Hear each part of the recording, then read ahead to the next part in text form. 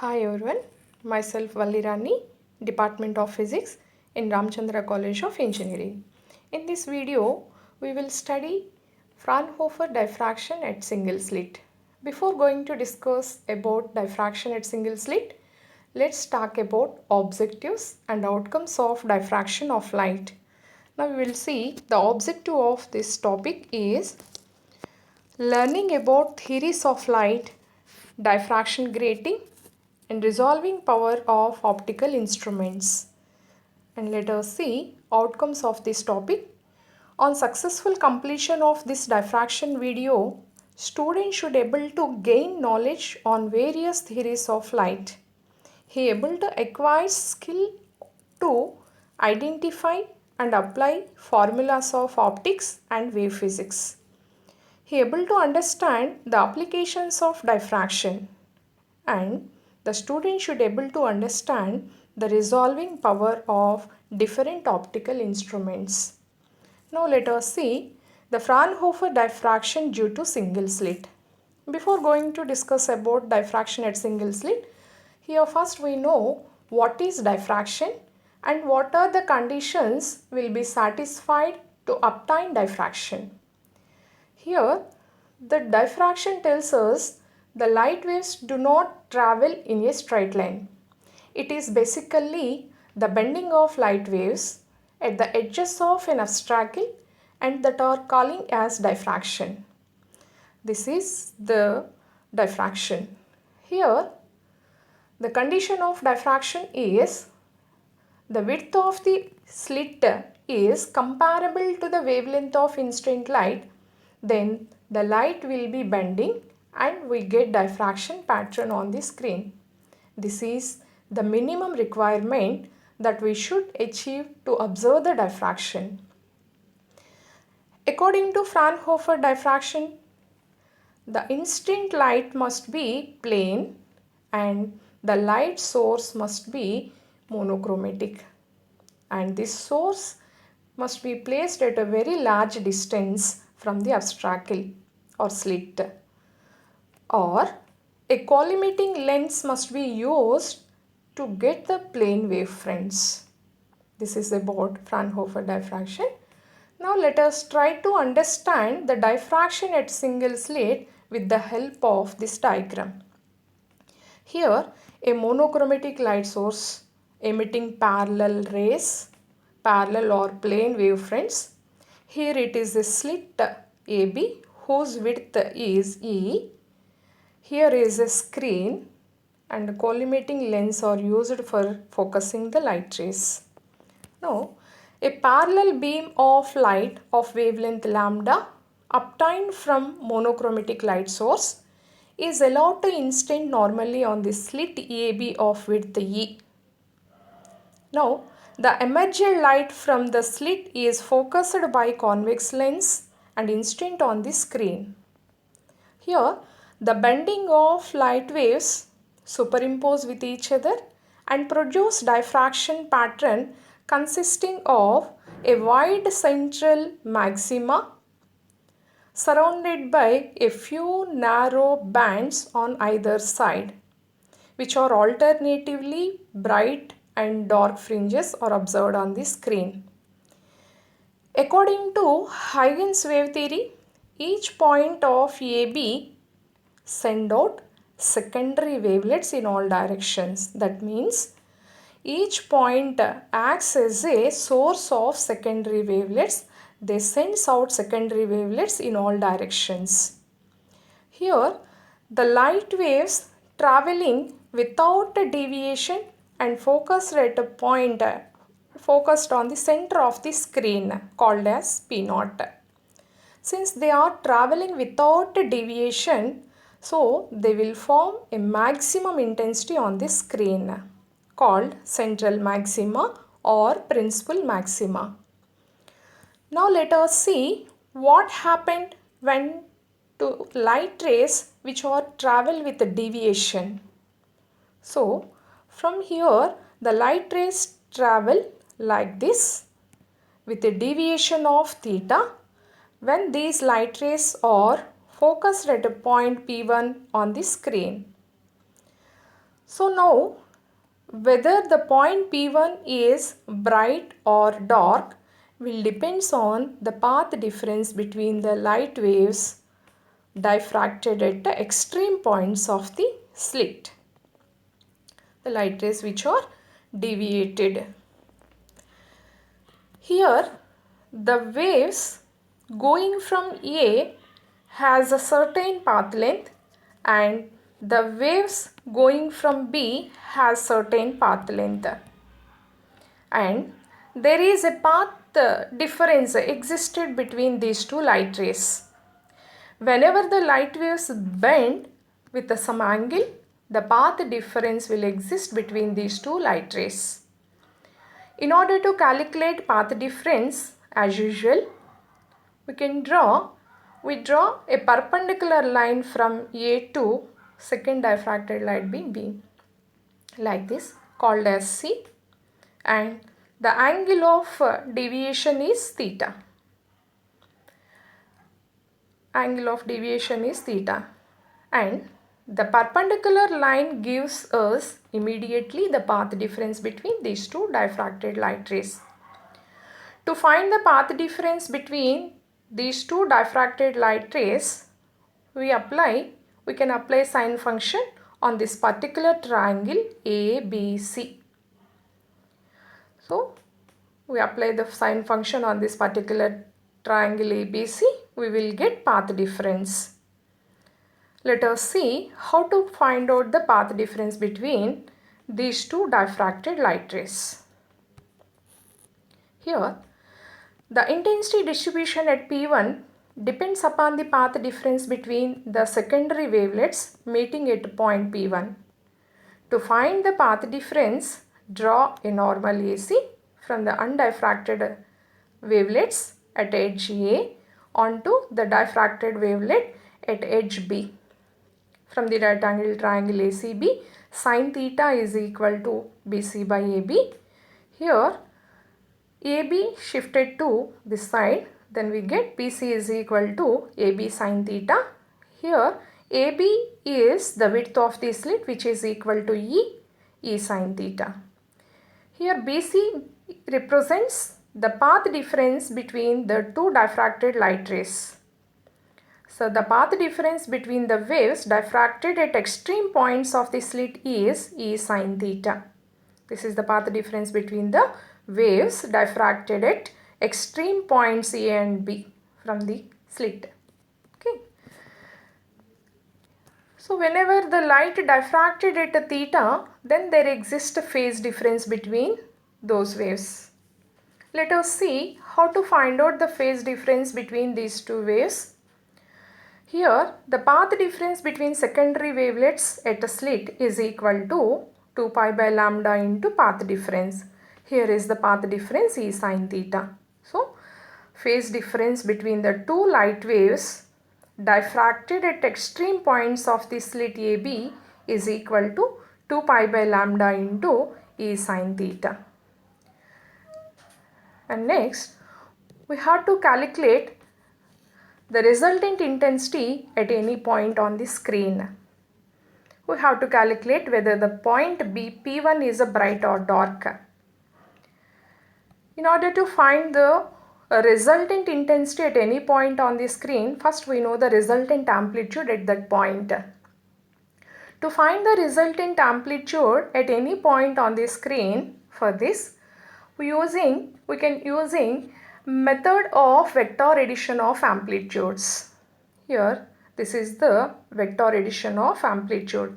R is equal to A sin n pi by 2 by sin pi by 2. Here phi gives the phase difference, and then R is equal to, here we substitute phase difference here, then simplify it, we get A into sin pi by lambda E sin theta by sin 1 by n into pi by lambda E sin theta. Here this expression can be written as R is equal to A sin alpha by n. Here alpha is equal to pi by lambda E sin theta, which is equal to alpha. Here r is equal to a sin alpha by n. Here n is very large, then alpha by n is also very small. So sin alpha by n nearly alpha by n. And now the equation becomes r is equal to sin alpha by n. And we get r is equal to n into a sin alpha a by a. Here n a is equal to a, so which is the total amplitude of the monochromatic light. Substitute here, r is equal to a sin alpha by alpha. So here alpha is the resultant amplitude, which is equal to a sin alpha by alpha. Here the resultant amplitude is always depends upon the value of alpha. Here alpha must depends upon the diffraction angle theta. Okay. Next we will find out the resultant intensity I is equal to square of the amplitude. So I is the resultant resultant intensity is square of the amplitude. So I is equal to r square is equal to a square sin h square alpha by alpha square. Here is the expression. This expression gives the resultant intensity at any point on the screen at single slit experiment. Now we will see the intensity distribution on the screen. First we find out the condition for central maxima. Here we get I maxima when theta tends to 0 and alpha tends to 0, because here intensity depends upon the amplitude. The amplitude must be depends upon the value of alpha and alpha depends upon the theta. So the intensity will be maximum when theta tends to 0 and alpha tends to 0, then sin alpha by alpha whole square is equal to 1. It happens when alpha tends to 0. Next, E sin theta is equal to 0 or theta is equal to 0. This theta is equal to 0 represents the light rays traveling without deviation. So they will form a central maxima. They will form a maximum intensity on the screen called central maxima or principal maxima. Hence, the non-diffracted light rays focused at point P0 on the screen forms central maxima. So this is the condition for central maxima. Next, now we will see the condition for minima. Here we get I minima when sin alpha is equal to 0 in the expression of resultant intensity. It implies alpha is equal to plus or minus m phi. So alpha is equal to plus or minus m phi. Here E sin theta is equal to plus or minus m lambda. Here E sin theta gives the path difference. Path difference is integer multiple of wavelength, we get minimum intensity.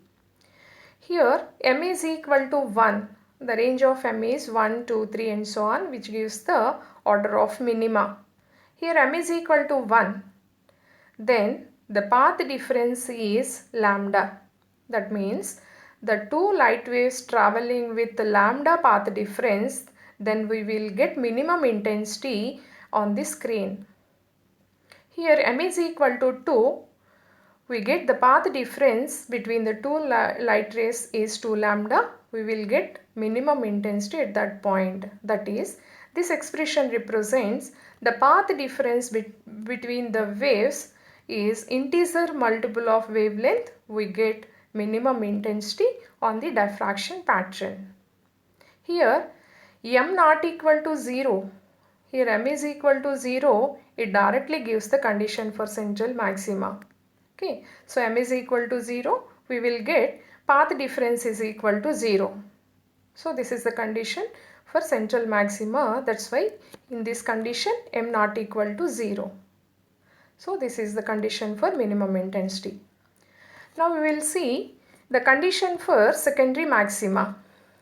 In diffraction pattern between two adjacent dark fringes, there will be a bright fringe exist. These bright fringes called as secondary maxima. Therefore, the positions of the secondary maxima in the diffraction pattern is alpha is equal to plus or minus 3 pi by 2, plus or minus 5 pi by 2, plus or minus 7 pi by 2 and so on. That is equal to plus or minus 2 plus m 2m plus 1 into pi by 2. This gives the secondary maxima conditions. So we will get path difference is equal to plus or minus 2m plus 1 into lambda by 2. Here the range of m is equal to 1, 2, 3 and so on. Here plus or minus sign indicates that secondary maxima and minima obtain on both sides of the central maxima. The secondary maxima intensity gradually decreases, moving away from central maximum. Since the intensity of the first, second, third order of secondary maxima is I1 is equal to 4 by 9 pi square. This gives the first order secondary maxima. And we will see I2 is equal to 4 by 25 pi square. So this gives the second order secondary maxima, which is less than this one. And I3 is equal to 4 by 49 pi square. This gives the third order secondary maxima, which is again less than this one respectively. So from these values we will observe the secondary maxima intensity gradually decreases, moving away from central maxima. Now we are going to plot a graph how the intensity pattern is going to be on screen. Let us see this. This is the graph. The values of alpha will be taken on x-axis, the intensity on y-axis.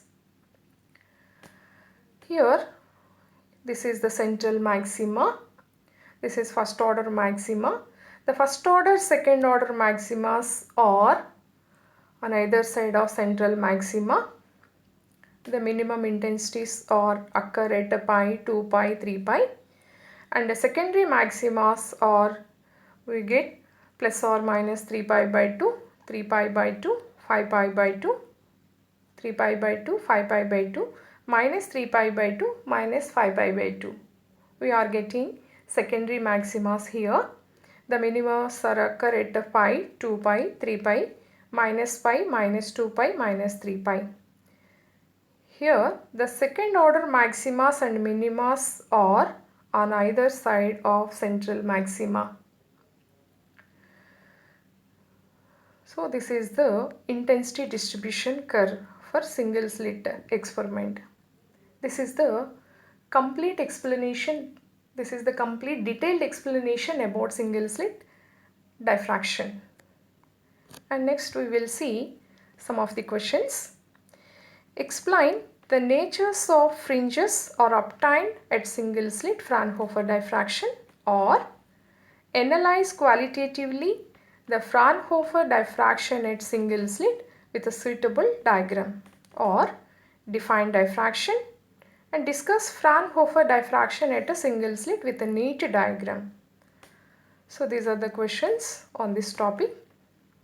So define diffraction. So bending of light waves which are diffracted at edges of this slit or obstacle is known as diffraction.